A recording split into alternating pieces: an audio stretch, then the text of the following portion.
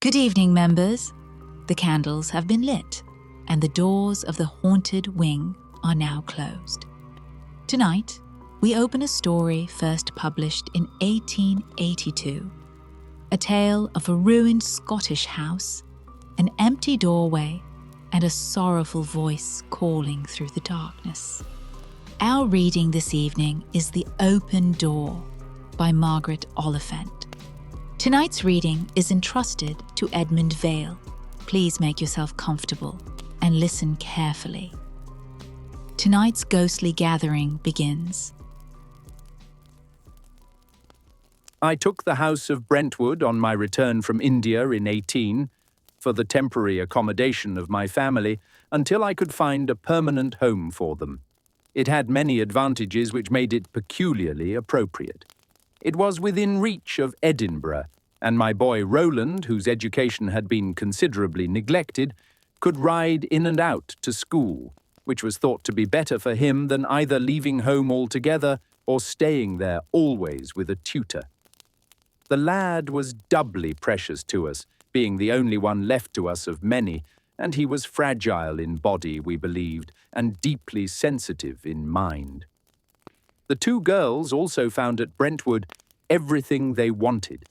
They were near enough to Edinburgh to have masters and lessons as many as they required for completing that never-ending education which the young people seem to require nowadays. Brentwood stands on that fine and wealthy slope of country, one of the richest in Scotland, which lies between the Pentland Hills and the Firth. In clear weather, you could see the blue gleam of the great estuary on one side of you, and on the other the blue heights.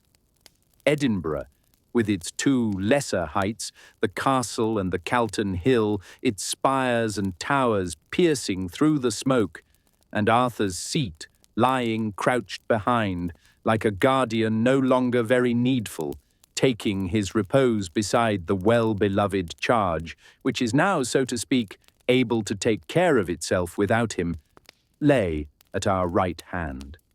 The village of Brentwood, with its prosaic houses, lay in a hollow, almost under our house. Village architecture does not flourish in Scotland.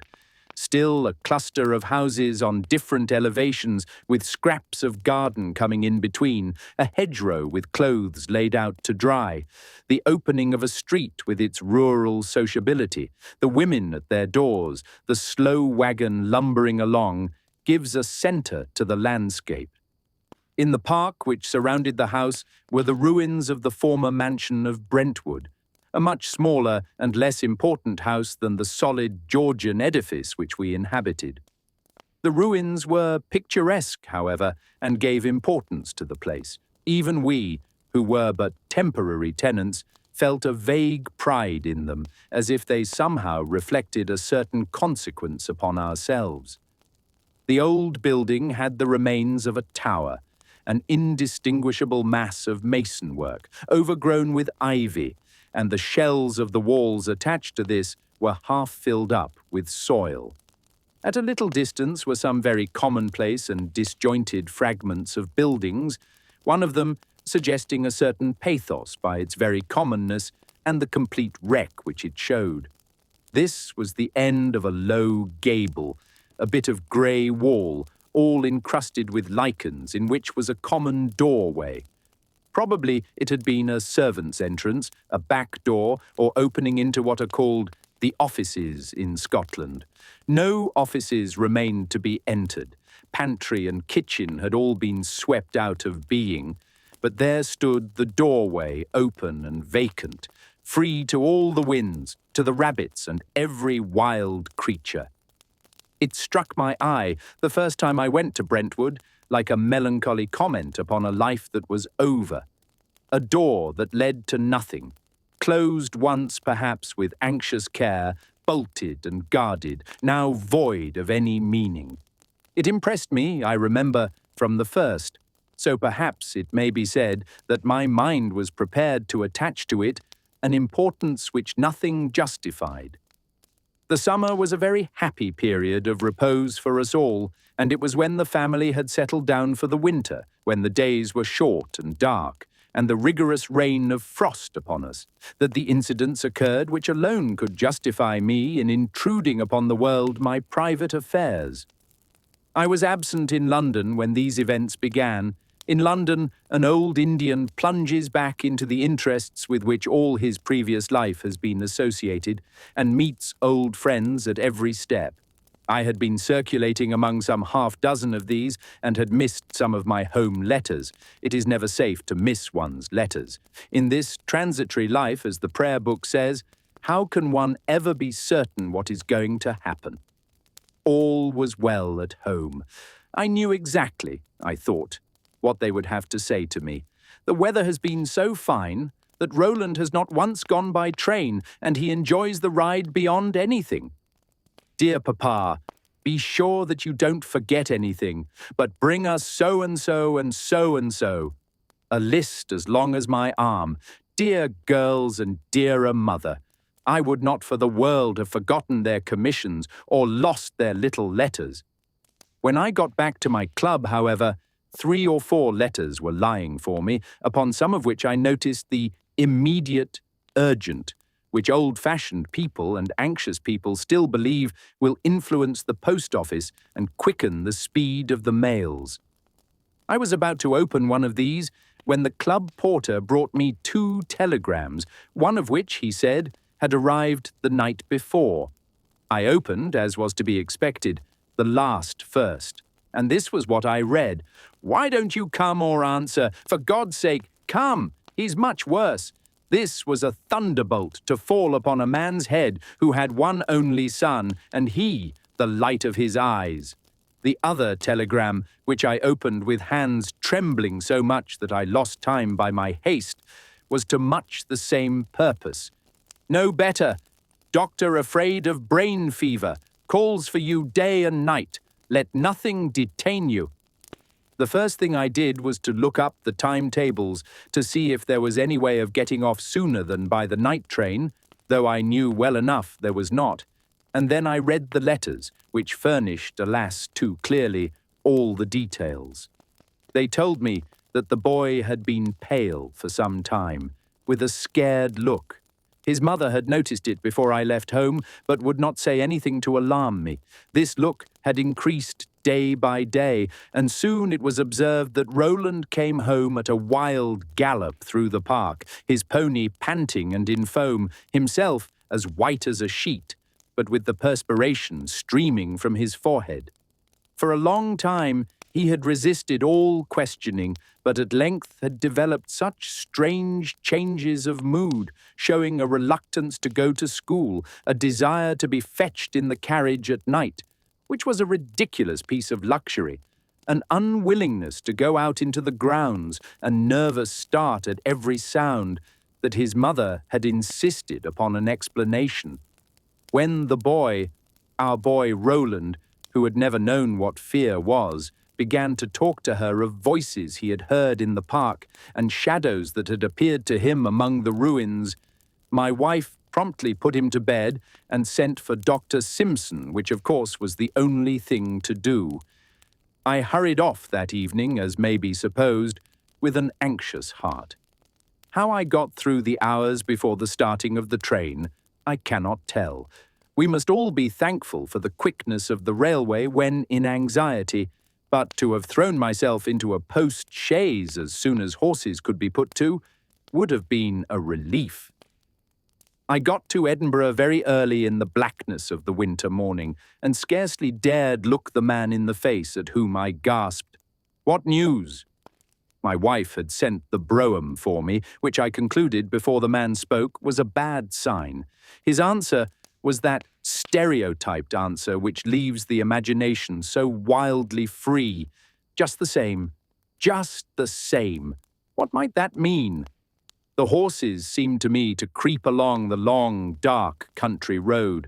As we dashed through the park, I thought I heard someone moaning among the trees, and clenched my fist at him, whoever he might be, with fury.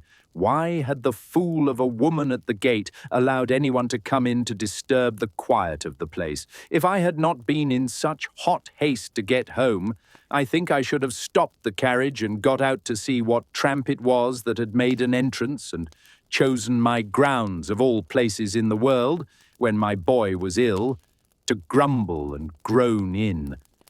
But I had no reason to complain of our slow pace here. The horses flew like lightning along the intervening path and drew up at the door all panting as if they had run a race. My wife stood waiting to receive me, with a pale face and a candle in her hand, which made her look paler still as the wind blew the flame about. "He is sleeping," she said in a whisper, as if her voice might wake him. And I replied, when I could find my voice, also in a whisper, as though the jingling of the horses' furniture and the sound of their hooves must not have been more dangerous. I stood on the steps with her a moment, almost afraid to go in, now that I was here, and it seemed to me that I saw without observing, if I may so say, that the horses were unwilling to turn round, though their stables lay that way, or that the men were unwilling. These things occurred to me afterwards, though at the moment I was not capable of anything but to ask questions and to hear of the condition of the boy. I looked at him from the door of his room, for we were afraid to go near, lest we should disturb that blessed sleep. It looked like actual sleep, not the lethargy into which my wife told me he would sometimes fall. She told me everything in the next room, which communicated with his, rising now and then and going to the door of the communication, and in this there was much that was very startling and confusing to the mind. It appeared that ever since the winter began, since it was early dark and night had fallen before his return from school, he had been hearing voices among the ruins. At first only a groaning, he said, at which his pony was as much alarmed as he was, but by degrees a voice. The tears ran down my wife's cheeks as she described to me how he would start up in the night and cry out, "Oh, mother, let me in! Oh, mother, let me in!" with a pathos which rent her heart. And she sitting there all the time, only longing to do everything his heart could desire. But though she would try to soothe him, crying, "You are at home, my darling. I am here. Don't you know me? Your mother is here." He would only stare at her, and after a while spring up again with the same cry. At other times he would be quite reasonable, she said, asking eagerly when I was coming, but declaring that he must go with me as soon as I did so, to let them in. "The doctor thinks his nervous system must have received a shock," my wife said. "Oh, Henry, can it be that we have pushed him on too much with his work, a delicate boy like Roland? And what is his work in comparison with his health? Even you would think little of honours or prizes if it hurt the boy's health. Even I, as if I were an inhuman father, sacrificing my child to my ambition, but I would not increase her trouble by taking any notice. There was just daylight enough to see his face when I went to him, and what a change in a fortnight. He was paler and more worn, I thought, than even in those dreadful days in the plains before we left India. His hair seemed to me to have grown long and lank. His eyes were like blazing lights projecting out of his white face. He got hold of my hand in a cold and tremulous clutch and waved to everybody to go away. "Go away, even mother," he said. "Go away." This went to her heart, for she did not like that even I should have more of the boy's confidence than herself. But my wife has never been a woman to think of herself, and she left us alone. "Are they all gone?" he said eagerly. "They would not let me speak. The doctor treated me as if I were a fool. You know I am not a fool, Papa." "Yes, yes, my boy, I know, but you are ill, and quiet is so necessary. You are not only not a fool, Roland, but you are reasonable and understand. When you are ill, you must deny yourself. You must not do everything that you might do being well." He waved his thin hand with a sort of indignation. "Then Father, I am not ill, he cried. Oh, I thought when you came you would not stop me. You would see the sense of it. What do you think is the matter with me, all of you? Simpson is well enough, but he is only a doctor. What do you think is the matter with me? I am no more ill than you are. A doctor, of course, he thinks you are ill the moment he looks at you. That's what he's there for, and claps you into bed. Which is the best place for you at present, my dear boy? I made up my mind, cried the little fellow, that I would stand it till you came home. I said to myself, I won't frighten mother and the girls. But now, father, he cried, half jumping out of bed, it's not illness, it's a secret. His eyes shone so wildly, his face was so swept with strong feeling that my heart sank within me. It could be nothing but fever that did it, and fever had been so fatal. I got him into my arms to put him back into bed. Roland, I said, humouring the poor child, which I knew was the only way, if you are going to tell me this secret to do any good, you know you must be quite quiet and not excite yourself. If you excite yourself, I must not let you speak. Yes, father, said the boy. He was quiet directly, like a man, as if he quite understood. When I had laid him back on his pillow, he looked up at me with that grateful, sweet look with which children, when they are ill, break one's heart, the water coming into his eyes in his weakness. I was sure, as soon as you were here, you would know what to do, he said. To be sure, my boy. Now keep quiet and tell it all out like a man. To think I was telling lies to my own child, for I did it only to humour him, thinking, poor little fellow, his brain was wrong. Yes, father, father, there is someone in the park, someone that has been badly used. Hush, my dear. You remember there is to be no excitement. Well, who is this somebody, and who has been ill-using him? We will soon put a stop to that. Ah, cried Roland, but it is not so easy as you think. I don't know who it is. It is just a cry. Oh, if you could hear it. It gets into my head in my sleep. I heard it as clear, and they think that I am dreaming or raving, perhaps, the boy said with a sort of disdainful smile. This look of his perplexed me. It was less like fever than I thought. Are you quite sure you have not dreamed it, Roland? I said. Dreamed? That! He was springing up again when he suddenly bethought himself and lay down flat, with the same sort of smile on his face. The pony heard it too, he said. She jumped as if she had been shot. If I had not grasped at the reins, for I was frightened, father. No shame to you, my boy, said I, though I scarcely knew why. If I hadn't held to her like a leech, she'd have pitched me over her head and never drew breath till we were at the door. Did the pony dream it? He said, with a soft disdain, yet indulgence for my foolishness. Then he added slowly, It was only a cry the first time, and all the time before you went away. I wouldn't tell you, for it was so wretched to be frightened. I thought it might be a hare or a rabbit snared, and I went in the morning and looked, but there was nothing. It was after you went I heard it really first, and this is what he says. He raised himself on his elbow close to me and looked me in the face. Oh, mother, let me in. Oh, mother, let me in. As he said the words, a mist came over his face, the mouth quivered, the soft features all melted and changed, and when he had ended these pitiful words, dissolved in a shower of heavy tears. Was it a hallucination? Was it the fever of the brain? Was it the disordered fancy caused by great bodily weakness? How could I tell? I thought it wisest to accept it as if it were all true. This is very touching, Roland, I said. Oh, if you had just heard it, father.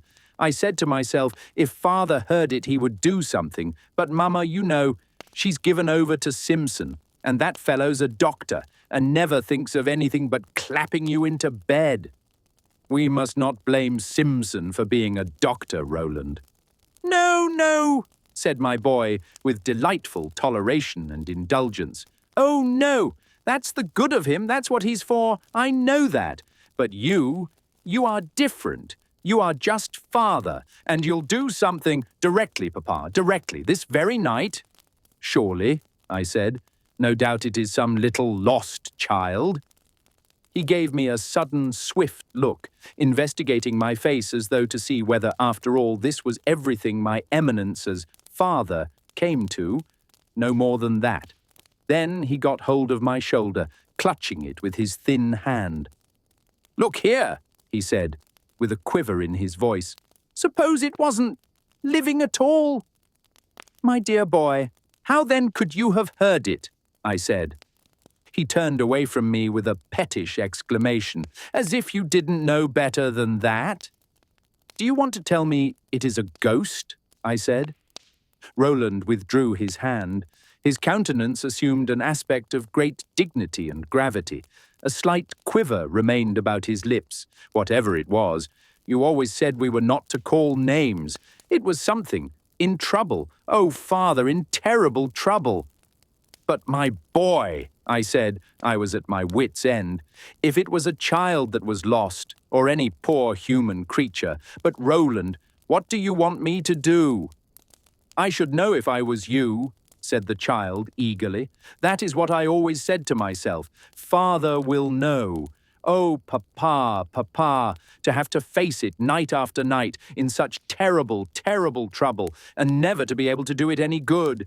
I don't want to cry. It's like a baby, I know, but what can I do else? Out there all by itself in the ruin, and nobody to help it. I can't bear it," cried my generous boy, and in his weakness he burst out, after many attempts to restrain it, into a great childish fit of sobbing and tears.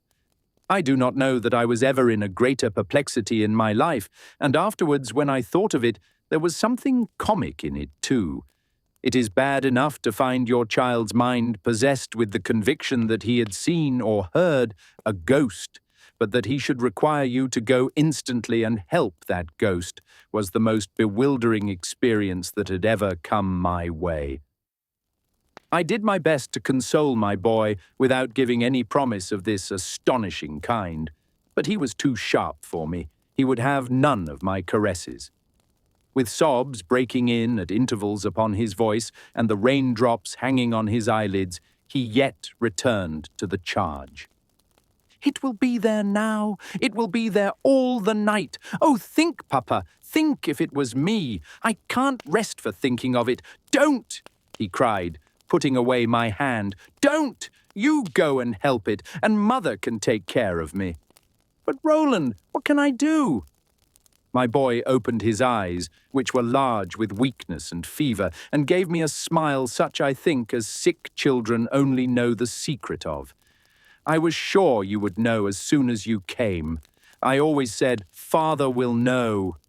And Mother," he cried, with a softening of repose upon his face, his limbs relaxing, his form sinking with a luxurious ease in his bed. "Mother can come and take care of me."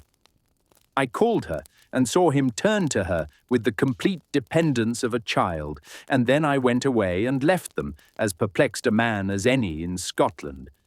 I must say, however, I had this consolation, that my mind was greatly eased about Roland. He might be under a hallucination, but his head was clear enough, and I did not think him so ill as everybody else did. The girls were astonished even at the ease with which I took it. "How do you think he is?" they said in a breath, coming round me, laying hold of me. "Not half so ill as I expected," I said. "Not very bad at all." "Oh, Papa, you are a darling," cried Agatha, kissing me and crying upon my shoulder, while little Jeanie, who was as pale as Roland, clasped both her arms round mine and could not speak at all. I knew nothing about it, not half so much as Simpson, but they believed in me. They had a feeling that all would go right now. God is very good to you when your children look to you like that. It makes one humble, not proud. I was not worthy of it, and then I recollected that I had to act the part of a father to Roland's ghost. which made me almost laugh, though I might just as well have cried. It was the strangest mission that ever was entrusted to mortal man. It was then I remembered suddenly the looks of the men when they turned to take the brougham to the stables in the dark that morning. They had not liked it, and the horses had not liked it. I remembered that even in my anxiety about Roland, I had heard them tearing along the avenue back to the stables, and had made a memorandum mentally that I must speak of it. It seemed to me that the best thing I could do was to go to the stables now and make a few inquiries. The coachman was the head of this little colony, and it was to his house I went to pursue my investigations. He was a native of the district, and had taken care of the place in the absence of the family for years. It was impossible but that he must know everything that was going on, and all the traditions of the place. The men, I could see, eyed me anxiously when I thus appeared at such an hour among them, and followed me with their eyes to Jarvis's house, where he lived alone with his old wife, their children being all married and out in the world. Mrs. Jarvis met me with anxious questions. How was the poor young gentleman? But the others knew, I could see by their faces, that not even this was the foremost thing in my mind. After a while, I elicited without much difficulty the whole story. In the opinion of the Jarvises and of everybody about, the certainty that the place was haunted was beyond all doubt. As Sandy and his wife warmed to the tale, one tripping up another in their eagerness to tell everything, it gradually developed as distinct a superstition as I ever heard, and not without poetry and pathos. How long it was since the voice had been heard first, nobody could tell with certainty.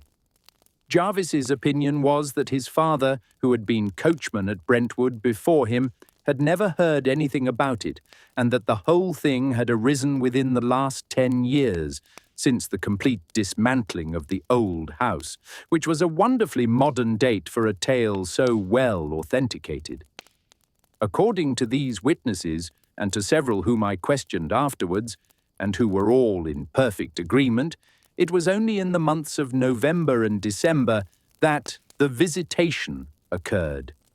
During these months, the darkest of the year, scarcely a night passed without the recurrence of these inexplicable cries. Nothing, it was said, had ever been seen, at least nothing that could be identified. Some people, bolder or more imaginative than the others, had seen the darkness moving, Mrs. Jarvis said, with unconscious poetry.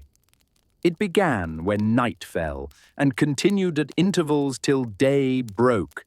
Very often it was only an inarticulate cry and moaning, but sometimes the words which had taken possession of my poor boy's fancy had been distinctly audible. "Oh, mother, let me in!" The Jarvises were not aware that there had ever been any investigation into it. The estate of Brentwood had lapsed into the hands of a distant branch of the family who had lived but little there, and of the many people who had taken it, as I had done, few had remained through 2 Decembers, and nobody had taken the trouble to make a very close examination into the facts. "No, no," Jarvis said, shaking his head. "No, no, Cornell. One would set themselves up for a laughing-stock to the countryside, making a walk about a ghost. Nobody believes in ghosts. It bid to be the wind in the trees, the last gentleman said, or some effect of the water wrastling among the rocks. He said it was a quite easy explained, but he gave up the who's. And when you came, Cornell, we were all for anxious you should never hear. What for should I have spoiled the bargain and hair-med the property for no thing?" "Do you call my child's life nothing?" I said in the trouble of the moment, unable to restrain myself. "And instead of telling this all to me, you have told it to him, to a delicate boy, a child unable to sift evidence or judge for himself, a tender-hearted young creature." I was walking about the room with an anger all the hotter that I felt it to be most likely quite unjust. My heart was full of bitterness against the stolid retainers of a family who were content to risk other people's children and comfort, rather than let a house lie empty. If I had been warned, I might have taken precautions, or left the place, or sent Roland away, 100 things which now I could not do. And here I was with my boy in a brain fever, and his life, the most precious life on earth, hanging in the balance, dependent on whether or not I could get to the reason of a commonplace ghost story. "Cornell," said Jarvis solemnly, "and she'll bear me witness. The young gentleman never heard a word from me, no, nor from either groom or gardener. I'll gie ye my word for that. In the first place, he's no a lad that invites ye to talk. There are some that are, and that arena. Some will draw ye on till ye've telt them of the clatter of the town, and a ye ken and well's mair. But Maister Roland, his mind's foe of his books. He's aye civil and kind and a fine lad, but no that sort. And ye see it's for our interest, Cornell, that you should stay at Brentwood. I took it upon me myself to pass the word. No a syllable to Maister Roland, nor to the young leddies, no a syllable. The women servants, that have little reason to be out at night, ken little or nothing about it, and some think it grand to have a ghost so long as they're no in the way of coming across it. If you had been telt the story to begin with, maybe ye would have thought so yourself." This was true enough. I should not have been above the idea of a ghost myself. Oh, yes, I claim no exemption. The girls would have been delighted. I could fancy their eagerness, their interest and excitement. No, if we had been told it would have done no good, we should have made the bargain all the more eagerly, the fools that we are. "Come with me, Jarvis," I said hastily, "and we'll make an attempt at least to investigate. Say nothing to the men or to anybody. Be ready for me about 10 o'clock. "Me, Cornell," Jarvis said in a faint voice. I had not been looking at him in my own preoccupation, but when I did so, I found that the greatest change had come over the fat and ruddy coachman. "Me, Cornell," he repeated, wiping the perspiration from his brow. "There's nothing I wouldna do to pleasure ye, Cornell, but if you'll reflect that I am no use to my feet. With a horse atween my legs or the reins in my hand, I may be nae worse than other men. But on fit, Cornell, it's no the bogles, but I've been cavalry, ye see," with a little hoarse laugh, "ere my life. To face a thing ye dinna understand. On your feet, Cornell." "He believes in it, Cornell, and you dinna believe in it," the woman said. "Will you come with me?" I said, turning to her. She jumped back, upsetting her chair in her bewilderment. "Me!" with a scream, and then fell into a sort of hysterical laugh. I wouldn't say but what I would go, but what would the folk say to hear of Cornell Mortimer with an old silly woman at his heels? The suggestion made me laugh too, though I had little inclination for it. "I'm sorry you have so little spirit, Jarvis," I said. "I must find someone else, I suppose." Jarvis, touched by this, began to remonstrate, but I cut him short. My butler was a soldier who had been with me in India and was not supposed to fear anything, man or devil, certainly not the former, and I felt that I was losing time. The Jarvises were too thankful to get rid of me. They attended me to the door with the most anxious courtesies. Outside, the two grooms stood close by, a little confused by my sudden exit. I don't know if perhaps they had been listening, at least standing as near as possible to catch any scrap of the conversation. I waved my hand to them as I went past in answer to their salutations, and it was very apparent to me that they also were glad to see me go. And it will be thought very strange, but it would be weak not to add that I myself, though bent on the investigation I have spoken of, pledged to Roland to carry it out, and feeling that my boy's health, perhaps his life, depended on the result of my inquiry, I felt the most unaccountable reluctance, now that it was dark, to pass the ruins on my way home. My curiosity was intense, and yet it was all my mind could do to pull my body along. I dare say the scientific people would describe it the other way and attribute my cowardice to the state of my stomach. I went on, but if I had followed my impulse, I should have turned and bolted. Everything in me seemed to cry out against it. My heart thumped, my pulses all began like sledgehammers, beating against my ears and every sensitive part. It was very dark, as I have said.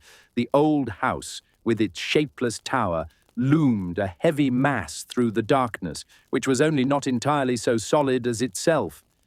On the other hand, the great dark cedars of which we were so proud seemed to fill up the night. My foot strayed out of the path in my confusion and the gloom together, and I brought myself up with a cry as I felt myself knocked against something solid. What was it? The contact with hard stone and lime and prickly bramble bushes restored me a little to myself. "Oh, it's only the old gable," I said aloud, with a little laugh to reassure myself. The rough feeling of the stones reconciled me. As I groped about thus, I shook off my visionary folly. What so easily explained as that, I should have strayed from the path in the darkness. This brought me back to common existence, as if I had been shaken by a wise hand out of all the silliness of superstition. How silly it was, after all! What did it matter which path I took? I laughed again, this time with better heart, when suddenly, in a moment, the blood was chilled in my veins. A shiver stole along my spine. My faculties seemed to forsake me. Close by me, at my side, at my feet, there was a sigh. No, not a groan, not a moaning, not anything so tangible. A perfectly soft, faint, inarticulate sigh. I sprang back, and my heart stopped beating. Mistaken! No, mistake was impossible. I heard it as clearly as I hear myself speak.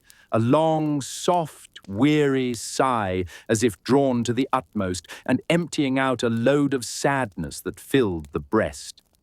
To hear this in the solitude, in the dark, in the night, though it was still early, had an effect which I cannot describe.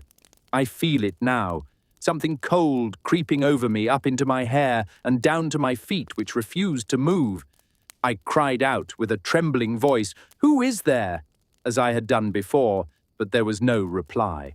I got home I don't quite know how, but in my mind there was no longer any indifference as to the thing, whatever it was, that haunted these ruins. My skepticism disappeared like a mist. I was as firmly determined that there was something as Roland was. I did not for a moment pretend to myself that it was possible I could be deceived.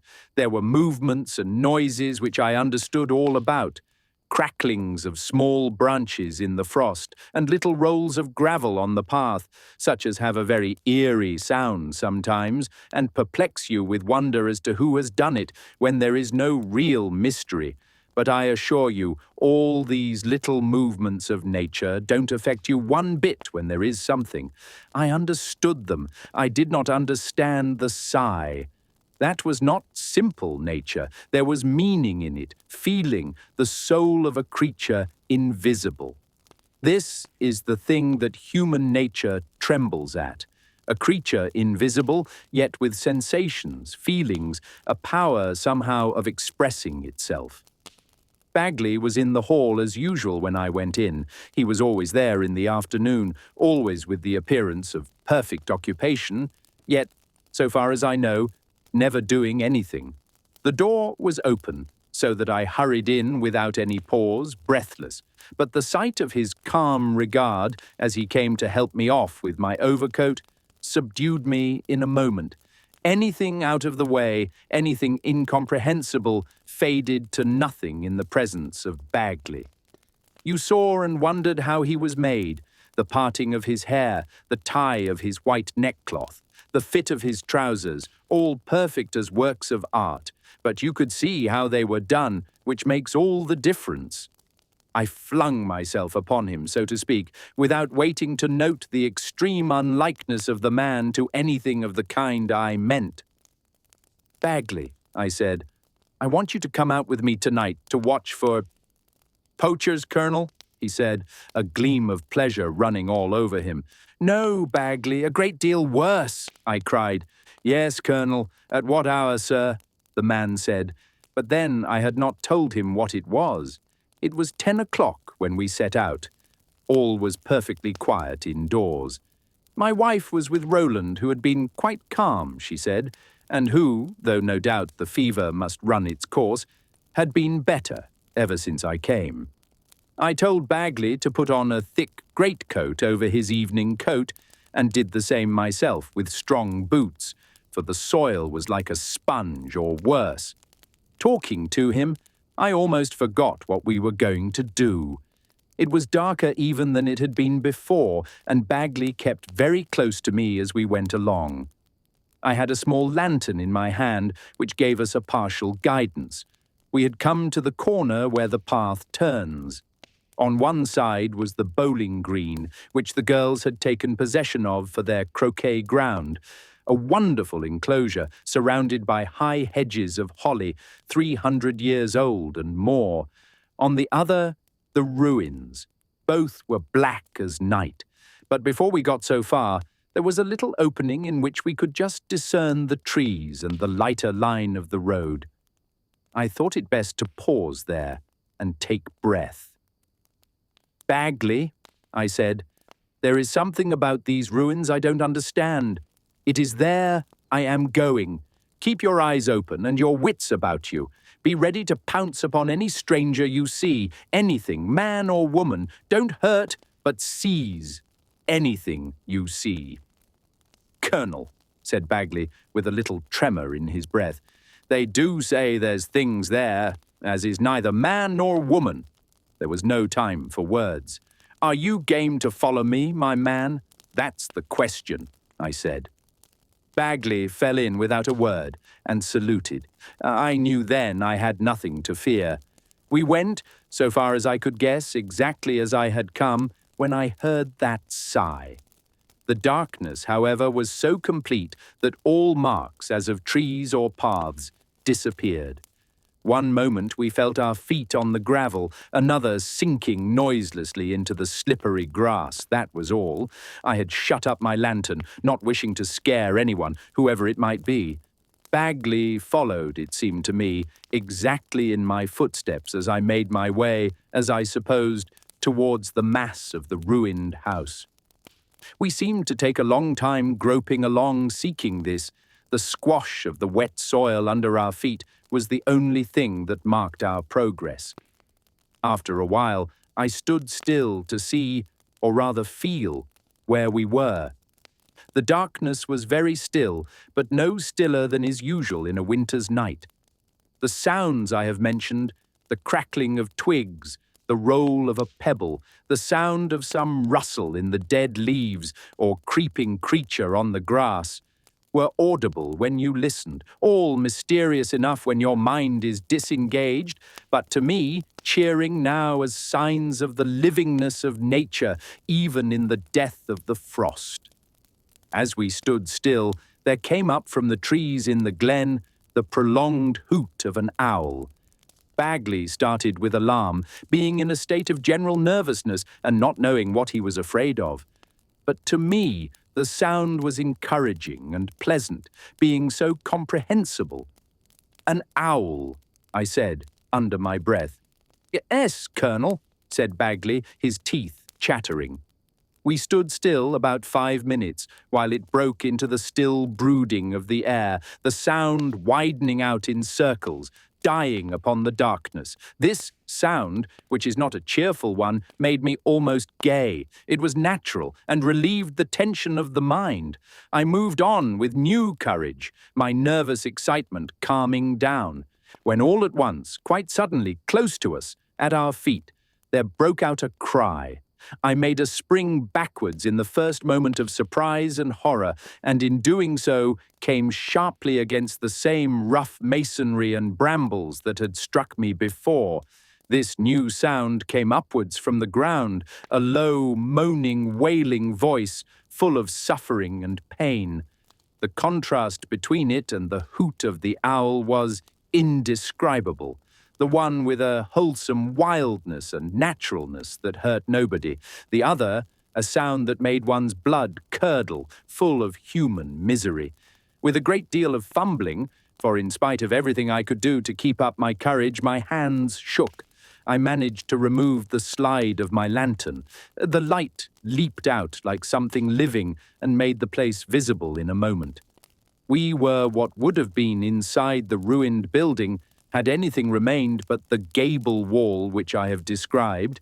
It was close to us, the vacant doorway in it going out straight into the blackness outside. The light showed the bit of wall, the ivy glistening upon it in clouds of dark green, the bramble branches waving, and below, the open door, a door that led to nothing. It was from this the voice came which died out, just as the light flashed upon this strange scene. There was a moment's silence, and then it broke forth again. The sound was so near, so penetrating, so pitiful, that in the nervous start I gave, the light fell out of my hand. As I groped for it in the dark, my hand was clutched by Bagley, who, I think, must have dropped upon his knees, but I was too much perturbed myself to think much of this. He clutched at me in the confusion of his terror, forgetting all his usual decorum. "For God's sake, what is it, sir?" he gasped. If I yielded, there was evidently an end of both of us. "I can't tell," I said, "any more than you. That's what we've got to find out. Up, man, up!" I pulled him to his feet.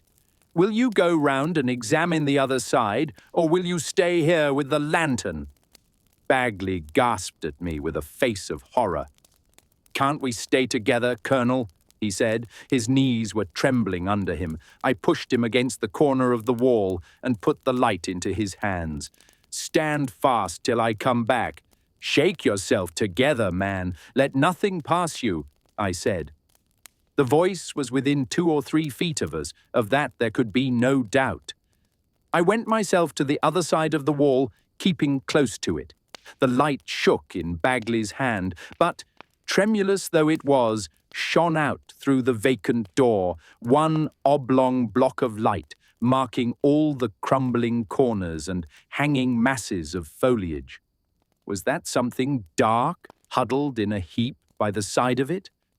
I pushed forward across the light in the doorway and fell upon it with my hands, but it was only a juniper bush growing close against the wall. Meanwhile, the sight of my figure crossing the doorway had brought Bagley's nervous excitement to a height. He flew at me, gripping my shoulder. "I've got him, Colonel! I've got him!" he cried with a voice of sudden exultation. He thought it was a man, and was at once relieved. But at the moment, the voice burst forth again between us, at our feet, more close to us than any separate being could be. He dropped off from me and fell against the wall, his jaw dropping as if he were dying. I suppose, at the same moment, he saw that it was me whom he had clutched. I, for my part, had scarcely more command of myself.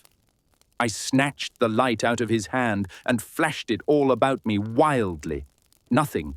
The juniper bush, which I thought I had never seen before, the heavy growth of the glistening ivy, the brambles waving. It was close to my ears now, crying, pleading as if for life.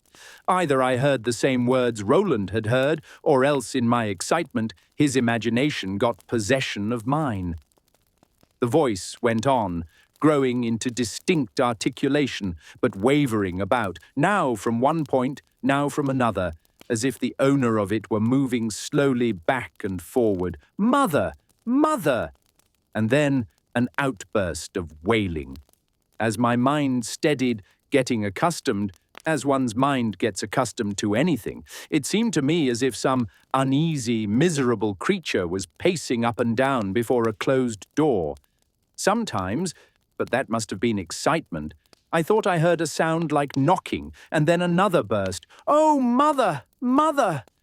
All this close to the space where I was standing with my lantern, now before me, now behind me, a creature restless, unhappy, moaning, crying, before the vacant doorway, which no one could either shut or open more. "Do you hear it, Bagley? Do you hear what it is saying?" I cried, stepping in through the doorway. He was lying against the wall, his eyes glazed, half dead with terror. He made a motion of his lips as if to answer me, but no sounds came, then lifted his hand with a curious imperative movement, as if ordering me to be silent and listen. And how long I did so, I cannot tell. It began to have an interest, an exciting hold upon me, which I could not describe. It seemed to call up visibly a scene anyone could understand, as something shut out, restlessly wandering to and fro. Sometimes the voice dropped, as if throwing itself down, sometimes wandered off a few paces, growing sharp and clear. "Oh, mother, let me in! Oh, mother, mother, let me in! Oh, let me in!" Every word was clear to me. No wonder the boy had gone wild with pity.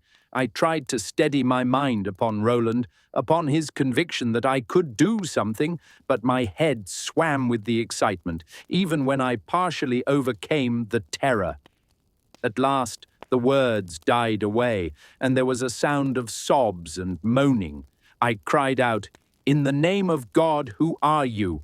with a kind of feeling in my mind that to use the name of God was profane, seeing that I did not believe in ghosts or anything supernatural, but I did it all the same and waited, my heart giving a leap of terror lest there should be a reply.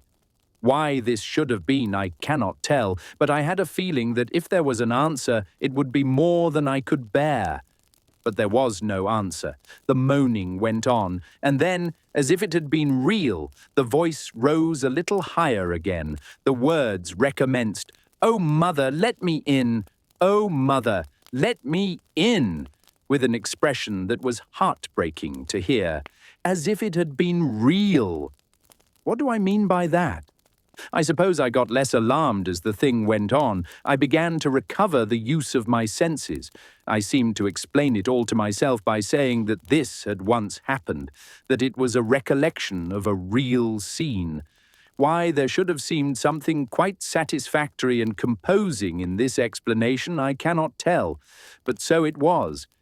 I began to listen almost as if it had been a play, forgetting Bagley, who, I almost think, had fainted, leaning against the wall. I was started out of this strange spectatorship that had fallen upon me by the sudden rush of something which made my heart jump once more, a large black figure in the doorway waving its arms. "Come in! Come in! Come in!" it shouted out hoarsely at the top of a deep bass voice, and then poor Bagley fell down senseless across the threshold. He was less sophisticated than I. He had not been able to bear it any longer. I took him for something supernatural, as he took me, and it was some time before I awoke to the necessities of the moment. I remembered only after that from the time I began to give my attention to the man, I heard the other voice no more. It was some time before I brought him to. It must have been a strange scene. The lantern making a luminous spot in the darkness, the man's white face lying on the black earth, I over him, doing what I could for him. Probably I should have been thought to be murdering him had anyone seen us. When at last I succeeded in pouring a little brandy down his throat, he sat up and looked about him wildly. "What's up?"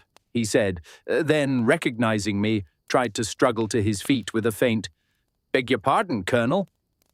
I got him home as best I could, making him lean upon my arm. The great fellow was as weak as a child.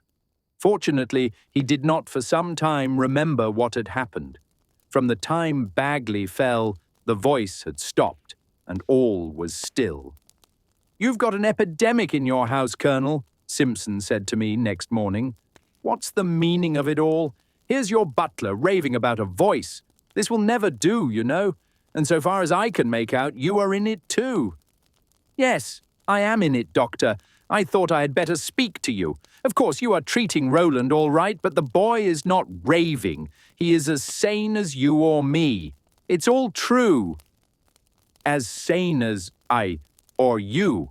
I never thought the boy insane. He's got cerebral excitement, fever. I don't know what you've got. There's something very queer about the look of your eyes. Come, said I. You can't put us all to bed, you know. You had better listen and hear the symptoms in full. The doctor shrugged his shoulders, but he listened to me patiently.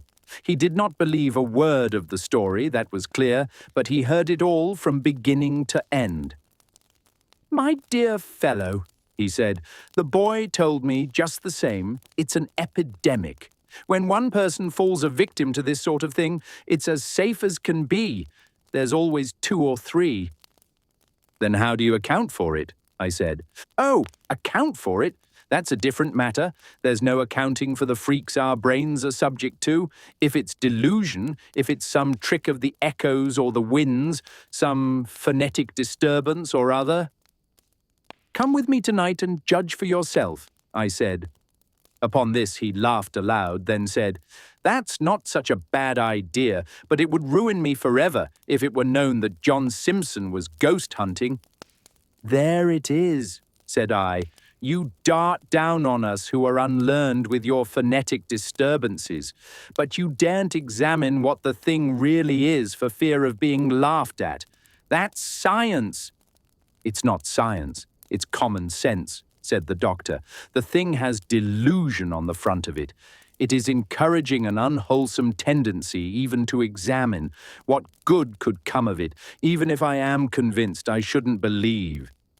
I should have said so yesterday, and I don't want you to be convinced or to believe, said I. If you prove it to be a delusion, I shall be very much obliged to you for one. Come, somebody must go with me. You are cool, said the doctor. You've disabled this poor fellow of yours and made him, on that point, a lunatic for life. And now you want to disable me. But for once, I'll do it. To save appearance, if you'll give me a bed, I'll come over after my last rounds. It was agreed that I should meet him at the gate, and that we should visit the scene of last night's occurrences before we came to the house, so that nobody might be the wiser. It was scarcely possible to hope that the cause of Bagley's sudden illness should not somehow steal into the knowledge of the servants at least, and it was better that all should be done as quietly as possible. The day seemed to me a very long one. I had to spend a certain part of it with Roland, which was a terrible ordeal for me, for what could I say to the boy?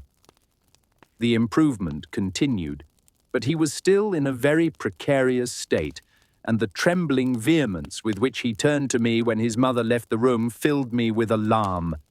Father, he said quietly, Yes, my boy, I am giving my best attention to it. All is being done that I can do. I have not come to any conclusion, yet. I am neglecting nothing you said, I cried. What I could not do was to give his active mind any encouragement to dwell upon the mystery. It was a hard predicament, for some satisfaction had to be given him. He looked at me very wistfully, with the great blue eyes which shone so large and brilliant out of his white and worn face. You must trust me, I said. Yes, father. Father understands, he said to himself, as if to soothe some inward doubt. I left him as soon as I could. He was about the most precious thing I had on earth, and his health my first thought, but yet somehow, in the excitement of this other subject, I put that aside and preferred not to dwell upon Roland, which was the most curious part of it all. That night at 11 I met Simpson at the gate. He had come by train, and I let him in gently myself. I had been so much absorbed in the coming experiment that I passed the ruins in going to meet him, almost without thought, if you can understand that.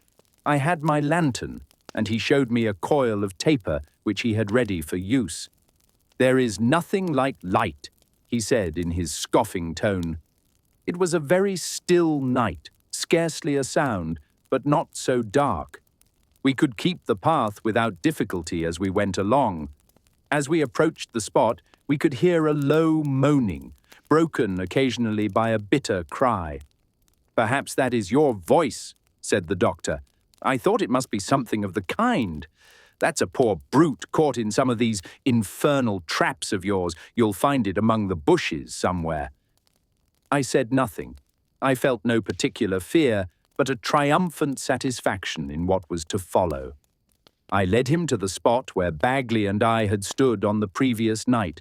All was silent as a winter night could be, so silent that we heard far off the sound of the horses in the stables, the shutting of a window at the house. Simpson lighted his taper and went peering about, poking into all the corners. We looked like two conspirators lying in wait for some unfortunate traveller, but not a sound broke the quiet. The moaning had stopped before we came up. A star or two shone over us in the sky, looking down as if surprised at our strange proceedings. Dr. Simpson did nothing but utter subdued laughs under his breath. "I thought as much," he said.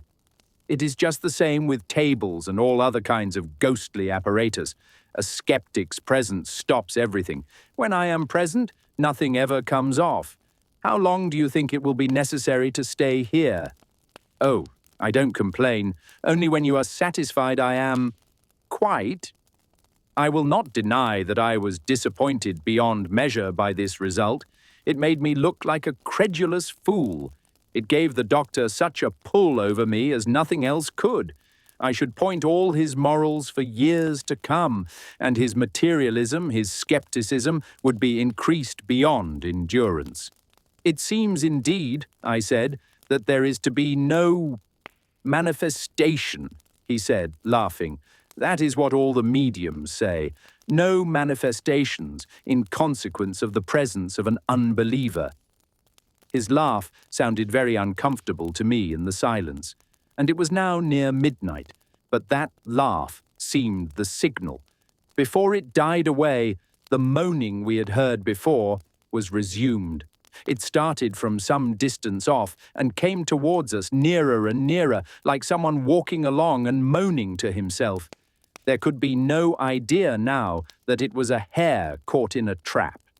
The approach was slow, like that of a weak person, with little halts and pauses.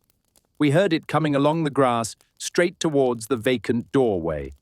Simpson had been a little startled by the first sound. He said hastily, "That child has no business to be out so late." But he felt as well as I that this was no child's voice. As it came nearer, he grew silent, and going to the doorway with his taper, stood looking out towards the sound. The taper, being unprotected, blew about in the night air, though there was scarcely any wind.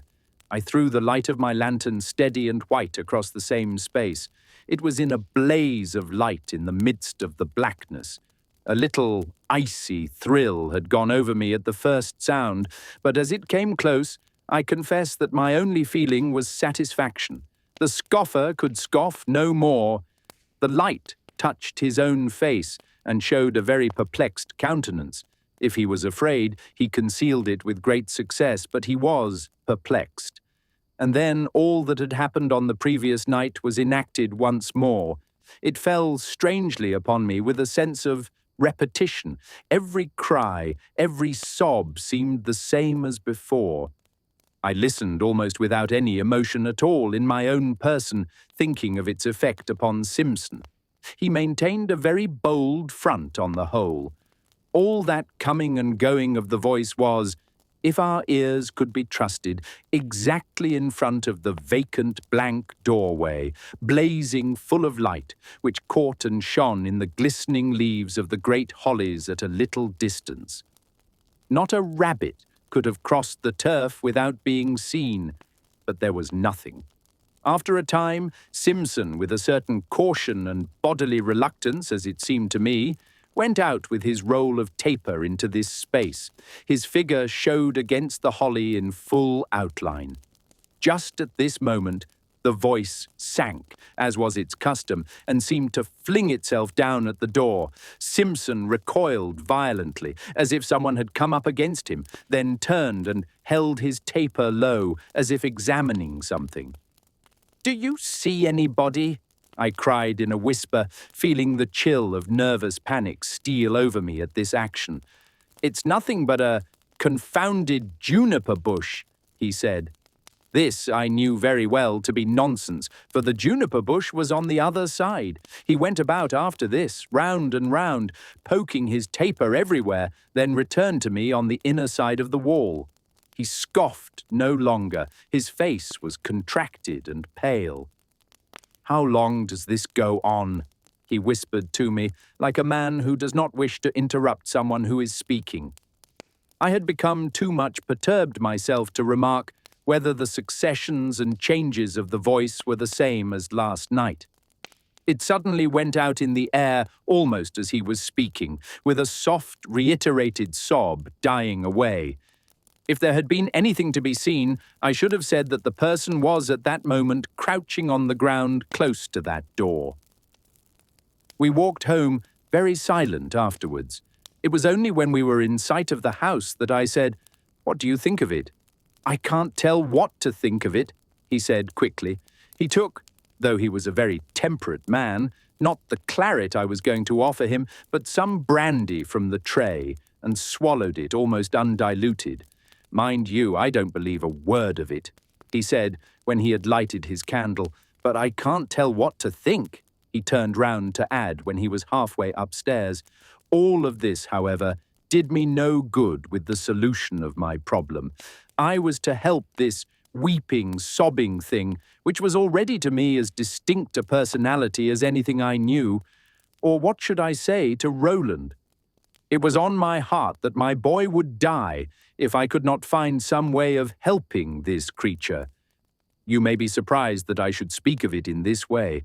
I did not know if it was man or woman, but I no more doubted that it was a soul in pain than I doubted my own being, and it was my business to soothe this pain, to deliver it, if that was possible. Was ever such a task given to an anxious father trembling for his only boy? I felt in my heart, fantastic as it may appear, that I must fulfill this somehow, or part with my child, and you may conceive that rather than do that I was ready to die. But even my dying would not have advanced me unless by bringing me into the same world with that seeker at the door. Next morning, Simpson was out before breakfast and came in with evident signs of the damp grass on his boots and a look of worry and weariness which did not say much for the night he had passed. He improved a little after breakfast and visited his 2 patients, for Bagley was still an invalid. I went out with him on his way to the train to hear what he had to say about the boy. "He is going on very well," he said. "There are no complications as yet, but mind you, that's not a boy to be trifled with, Mortimer. Not a word to him about last night." I had to tell him then of my last interview with Roland, and of the impossible demand he had made upon me, by which, though he tried to laugh, he was much discomposed, as I could see. "We must just perjure ourselves all round," he said, "and swear you exorcised it." But the man was too kind-hearted to be satisfied with that. "It's frightfully serious for you, Mortimer. I can't laugh as I should like to. I wish I saw a way out of it for your sake. By the way," he added shortly, "didn't you notice that juniper bush on the left-hand side? There was one on the right hand of the door. I noticed you made that mistake last night." "Mistake!" he cried, with a curious low laugh, pulling up the collar of his coat as though he felt the cold. "There's no juniper there this morning, left or right. Just go and see." As he stepped into the train a few minutes after, he looked back upon me and beckoned me for a parting word. "I'm coming back tonight," he said. I don't think I had any feeling about this as I turned away from that common bustle of the railway, which made my private preoccupations feel so strangely out of date. There had been a distinct satisfaction in my mind before that his scepticism had been so entirely defeated, but the more serious part of the matter pressed upon me now. I went straight from the railway to the manse, which stood on a little plateau on the side of the river opposite to the woods of Brentwood. The minister was one of a class which is not so common in Scotland as it used to be. He was a man of good family, well educated in the Scotch way, strong in philosophy, not so strong in Greek, strongest of all in experience. A man who had come across, in the course of his life, most people of note that had ever been in Scotland, and who was said to be very sound in doctrine, without infringing the toleration with which old men who are good men are generally endowed. He was old-fashioned. Perhaps he did not think so much about the troublous problems of theology as many of the young men, nor ask himself any hard questions about the confession of faith, but he understood human nature, which is perhaps better. He received me with a cordial welcome. "Come away, Colonel Mortimer," he said. "I'm all the more glad to see you, that I feel it's a good sign for the boy. He's doing well, God be praised, and the Lord bless him and keep him. He has many a poor body's prayers, and that can do nobody harm." "He will need them all, Dr. Moncrieff," I said, "and your counsel too." And I told him the story, more than I had told Simpson. The old clergyman listened to me with many suppressed exclamations, and at the end the water stood in his eyes. "That's just beautiful," he said. "I do not mind to have heard anything like it. It's as fine as Burns when he wished deliverance to one, that is prayed for in no kirk. Aye, aye, so he would have you console the poor lost spirit. God bless the boy. There's something more than common in that, Colonel Mortimer, and also the faith of him in his father. I would like to put that into a sermon." Then the old gentleman gave me an alarmed look and said, "No, no, I was not meaning a sermon, but I must write it down for the children's record." I saw the thought that passed through his mind. Either he thought or he feared I would think of a funeral sermon. You may believe this did not make me more cheerful. I can scarcely say that Dr. Moncrieff gave me any advice. How could anyone advise on such a subject? But he said, "I think I'll come too. I'm an old man. I'm less liable to be frightened than those that are further off the world unseen. It behooves me to think of my own journey there. I've no cut-and-dry beliefs on the subject. I'll come too, and maybe at the moment the Lord will put into our heads what to do." This gave me a little comfort, more than Simpson had given me. To be clear about the cause of it was not my grand desire. It was another thing that was in my mind, my boy. As for the poor soul at the open door, I had no more doubt, as I have said, of its existence than I had of my own. It was no ghost to me. I knew the creature, and it was in trouble. That was my feeling about it, as it was Roland's. To hear it first was a great shock to my nerves, but not now. A man will get accustomed to anything, but to do something for it was the great problem. How was I to be serviceable to a being that was invisible, that was mortal no longer? Maybe at the moment the Lord will put it into our heads. This is very old-fashioned phraseology, and a week before, most likely I should have smiled, though always with kindness, at Dr. Moncrieff's credulity.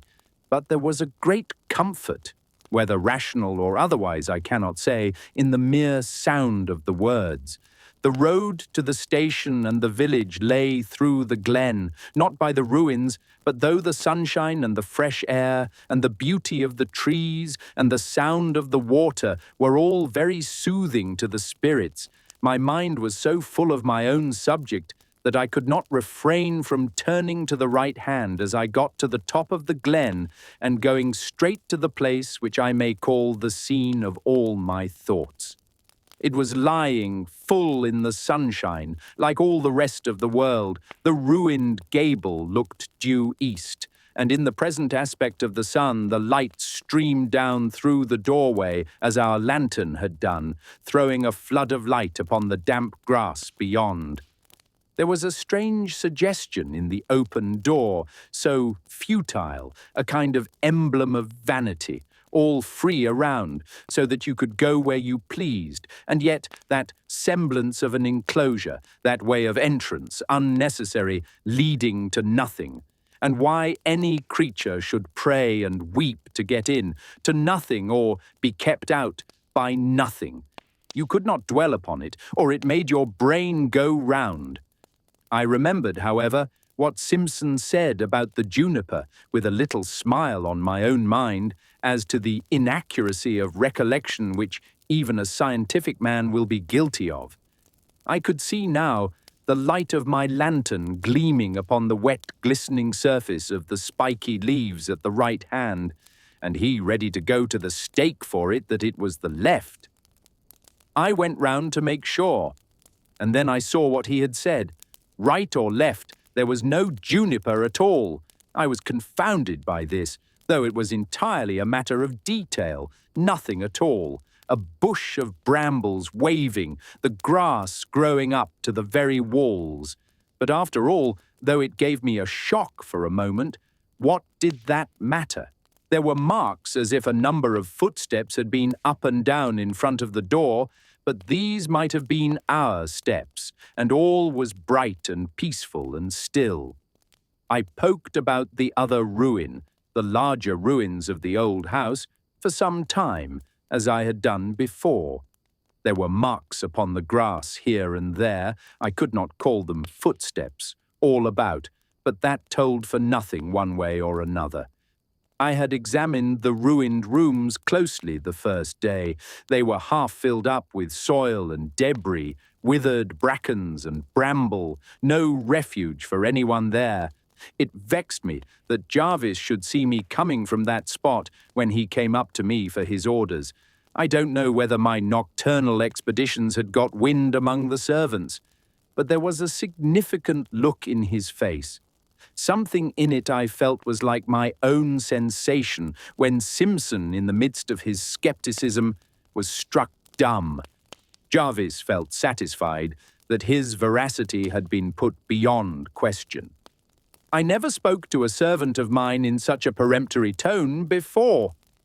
I sent him away with a flea in his lug, as the man described it afterwards. Interference of any kind was intolerable to me at such a moment. But what was strangest of all was that I could not face Roland. I did not go up to his room, as I would have naturally done, at once. This the girls could not understand. They saw there was some mystery in it. "Mother has gone to lie down," Agatha said. "He has had such a good night." "But he wants you so, Papa," cried little Jeanie, always with her two arms embracing mine in a pretty way she had. I was obliged to go at last, but what could I say? I could only kiss him and tell him to keep still, that I was doing all I could. There is something mystical about the patience of a child. "It will come all right, won't it, Father?" he said. "God grant it may. I hope so, Roland. Oh, yes, it will come all right." Perhaps he understood that in the midst of my anxiety, I could not stay with him as I should have done otherwise. But the girls were more surprised than it is possible to describe. They looked at me with wondering eyes. "If I were ill, Papa, and you only stayed with me a moment, I should break my heart," said Agatha. But the boy had a sympathetic feeling. He knew that of my own will I would not have done it. I shut myself up in the library, where I could not rest, but kept pacing up and down like a caged beast. What could I do? And if I could do nothing, what would become of my boy? These were the questions that, without ceasing, pursued each other through my mind. Simpson came out to dinner, and when the house was all still and most of the servants in bed, we went out and met Dr. Moncrief, as we had appointed, at the head of the glen. Simpson, for his part, was disposed to scoff at the doctor. "If there are to be any spells, you know, I'll cut the whole concern," he said. I did not make him any reply. I had not invited him. He could go or come as he pleased. He was very talkative, far more so than suited my humour as we went on. "One thing is certain, you know, there must be some human agency. he said. "It is all bosh about apparitions. I never have investigated the laws of sound to any great extent, and there's a great deal in ventriloquism that we don't know much about." "If it's the same to you," I said, "I wish you'd keep all that to yourself, Simpson. It doesn't suit my state of mind." "Oh, I hope I know how to respect idiosyncrasy," he said. The very tone of his voice irritated me beyond measure. "These scientific fellows, I wonder people put up with them as they do, when you have no mind for their cold-blooded confidence.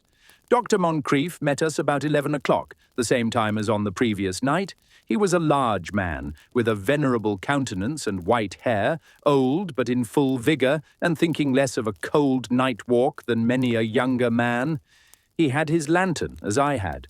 We were fully provided with means of lighting the place, and we were all of us resolute men. We had a rapid consultation as we went up, and the result was that we divided to different posts. Dr. Moncrief remained inside the wall, if you can call that inside, where there was no wall but one. Simpson placed himself on the side next the ruins so as to intercept any communication with the old house, which was what his mind was fixed upon. I was posted on the other side. To say that nothing could come near without being seen was self-evident. It had been so also on the previous night. Now, with our 3 lights in the midst of the darkness, the whole place seemed illuminated. Dr. Moncrief's lantern, which was a large one without any means of shutting up, an old-fashioned lantern with a pierced and ornamental top, shone steadily, the rays shooting out of it upward into the gloom. He placed it on the grass where the middle of the room, if this had been a room, would have been. The usual effect of the light streaming out of the doorway was prevented by the illumination which Simpson and I on either side supplied. With these differences, everything seemed as on the previous night. And what occurred was exactly the same, with the same air of repetition, point for point, as I had formerly remarked. I declare that it seemed to me as if I were pushed against, put aside, by the owner of the voice as he paced up and down in his trouble, though these are perfectly futile words, seeing that the stream of light from my lantern and that from Simpson's taper lay broad and clear, without a shadow, without the smallest break, across the entire breadth of the grass. But just as it threw itself sobbing at the door, I cannot use other words, there suddenly came something which sent the blood coursing through my veins and my heart into my mouth. It was a voice inside the wall, my minister's well-known voice. I would have been prepared for it in any kind of adjuration, but I was not prepared for what I heard. It came out with a sort of stammering, as if too much moved for utterance. "Willie, Willie, oh God, preserve us! Is it you?" I made a dash round to the other side of the wall. The old minister was standing where I had left him, his shadow thrown vague and large upon the grass by the lantern which stood at his feet. I lifted my own light to see his face. He was very pale, his eyes wet and glistening, his mouth quivering with parted lips. He neither saw nor heard me. His whole being seemed absorbed in anxiety and tenderness. He held out his hands, which trembled, but it seemed to me with eagerness, not fear. He went on speaking all the time. "Willie, if it is you, and it's you, if it is not a delusion of Satan. Willie, lad, why come ye here, frighting them that know you not? Why came ye not to me? Your mother's gone with your name on her lips. Do you think she would ever close her door on her own lad? Do you think the Lord will close the door, ye faint-hearted creature? No! I forbid ye! I forbid ye!" cried the old man. The sobbing voice had begun to resume its cries. He made a step forward, calling out the last words in a voice of command. "I forbid ye! Cry out no more to man! Go home, ye wandering spirit! Go home! Do you hear me? Me that christened ye, that have struggled with ye, that have wrestled for ye with the Lord." Here the loud tones of his voice sank into tenderness. "And her too, poor woman, her you are calling upon. She's no here, you'll find her with the Lord. Go there and seek her, not here. Do you hear me, lad? Go after her there, he'll let you in, though it's late. Man, take heart. If you will lie and sob and greet, let it be at heaven's gate, and know your poor mother's ruined door." He stopped to get his breath, and the voice had stopped, not as it had done before when its time was exhausted and all its repetitions said, but with a sobbing catch in the breath as if overruled. Then the minister spoke again. "Are you hearing me, Will? Oh, laddie, you've liked the beggarly elements all your days. Be done with them now. Go home to the Father, the Father. Are you hearing me?" Here the old man sank down upon his knees, his face raised upwards, his hands held up with a tremble in them, all white in the light in the midst of the darkness. I resisted as long as I could, though I cannot tell why. Then I, too, dropped upon my knees. Simpson, all the time, stood in the doorway with an expression in his face such as words could not tell, his underlip dropped, his eyes wild, staring. It seemed to be, to him, that image of blank ignorance and wonder that we were praying. All the time the voice with a low, arrested sobbing lay just where he was standing, as I thought. "Lord," the minister said, "Lord, take him into thy everlasting habitations. The mother he cries to is with thee. Who can open to him but thee? Lord, when is it too late for thee, or what is too hard for thee? Lord, let that woman there draw him in our. Let her draw him in our." I sprang forward to catch something in my arms that flung itself wildly within the door. The illusion was so strong that I never paused till I felt my forehead graze against the wall and my hands clutch the ground. For there was nobody there to save from falling, as in my foolishness I thought. Simpson held out his hand to me to help me up. He was trembling and cold, his lower lip hanging, his speech almost inarticulate. "It's gone," he said, stammering. "It's gone." As long as I live, I will never forget the shining of the strange lights, the blackness all round, the kneeling figure with all the whiteness of the light, concentrated on its white, venerable head and uplifted hands. I never knew how long we stood, like sentinels guarding him at his prayers. But at last, the old minister rose from his knees and, standing up at his full height, raised his arms, as the Scotch manner is at the end of a religious service, and solemnly gave the apostolical benediction. To what?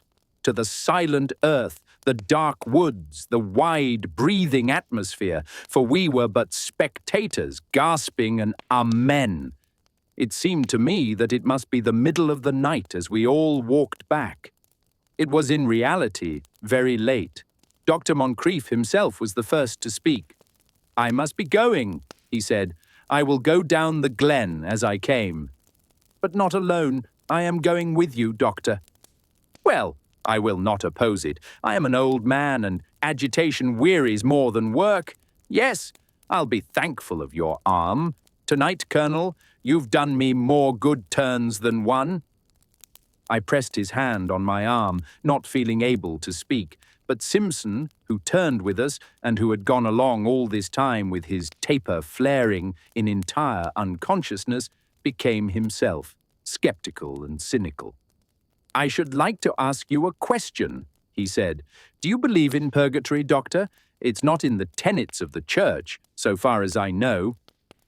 "Sir," said Dr. Moncrief, "an old man like me is sometimes not very sure what he believes. There is just one thing I am certain of, and that is the loving kindness of God." "But I thought that was in this life. I am no theologian."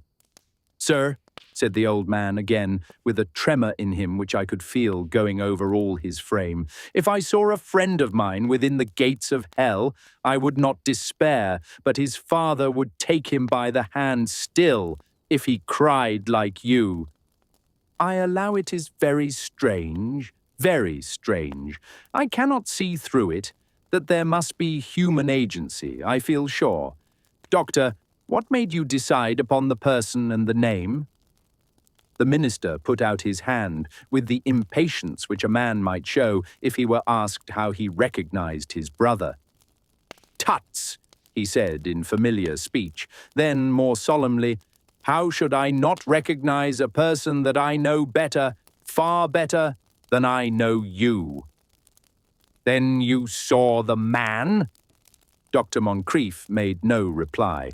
He moved his hand again with a little impatient movement and walked on, leaning heavily on my arm. We parted with him at his own door, where his old housekeeper appeared in great perturbation, waiting for him. Me, Minister, the young gentleman will be worse," she cried. "Far from that, better. God bless him," Dr. Moncrief said. "I think if Simpson had begun again to me with his questions, I should have pitched him over the rocks as we returned up the glen. But he was silent, by a good inspiration, and the sky was clearer than it had been for many nights, shining high over the trees, with here and there a star faintly gleaming through the wilderness of dark and bare branches. We went up to the boy's room when we went in. There we found the complete hush of rest. My wife looked up out of a doze and gave me a smile. "I think he is a great deal better, but you are very late," she said in a whisper, shading the light with her hand that the doctor might see his patient. The boy had got back something like his own colour. He woke as we stood all round his bed. His eyes had the happy, half-awakened look of childhood, glad to shut again, yet pleased with the interruption and glimmer of the light. I stooped over him and kissed his forehead, which was moist and cool. "All is well, Roland," I said. He looked up at me with a glance of pleasure and took my hand and laid his cheek upon it, and so went to sleep.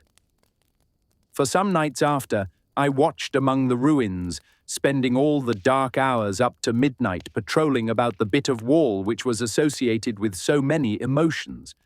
But I heard nothing, and saw nothing beyond the quiet course of nature, nor, so far as I am aware, has anything been heard again. Dr. Moncrief gave me the history of the youth, whom he never hesitated to name. I did not ask, as Simpson did, how he recognized him. He had been a prodigal, weak, foolish, easily imposed upon, and led away, as people say. All that we had heard had passed actually in life, the doctor said. The young man had come home thus a day or two after his mother died, who was no more than housekeeper in the old house, and distracted with the news, had thrown himself down at the door and called upon her to let him in. The old man could scarcely speak of it for tears. He was not terrified, as I had been myself, and all the rest of us. It was no ghost, as I fear we all vulgarly considered it, to him, but a poor creature whom he knew under these conditions, just as he had known him in the flesh, having no doubt of his identity.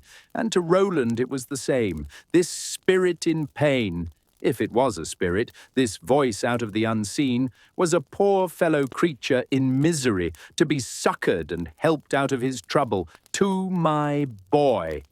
He spoke to me quite frankly about it when he got better. "I knew father would find out some way," he said. And this was when he was strong and well, and all idea that he would turn hysterical or become a seer of visions had happily passed away. I must add one curious fact, which does not seem to me to have any relation to the above, but which Simpson made great use of as the human agency which he was determined to find somehow. One Sunday afternoon, Simpson found a little hole, for it was more a hole than a room, entirely hidden under the ivy and ruins, in which there was a quantity of straw laid in a corner, as if someone had made a bed there, and some remains of crusts about the floor. Someone had lodged there, and not very long before he made out, and that this unknown being was the author of all the mysterious sounds we heard, he is convinced. I was puzzled myself. I could not make it out, but I always felt convinced human agency was at the bottom of it, and here it is, and a clever fellow he must have been, the doctor says. There is no argument with men of this kind. Bagley left my service as soon as he got well. He assured me it was no want of respect, but he could not stand them kind of things, and the man was so shaken and ghastly that I was glad to give him a present and let him go. For my own part, I made a point of staying out the time, 2 years, for which I had taken Brentwood, but I did not renew my tenancy. By that time we had settled and found for ourselves a pleasant home of our own. I must add that when the doctor defies me, I can always bring back gravity to his countenance and a pause in his railing when I remind him of the juniper bush. To me, that was a matter of little importance. I could believe I was mistaken. I did not care about it one way or other, but on his mind the effect was different. The miserable voice, the spirit in pain, he could think of as the result of ventriloquism, or reverberation, or anything you please, an elaborate, prolonged hoax executed somehow by the tramp that had found a lodging in the old tower. But the juniper bush staggered him. Things have effects so different on the minds of different men.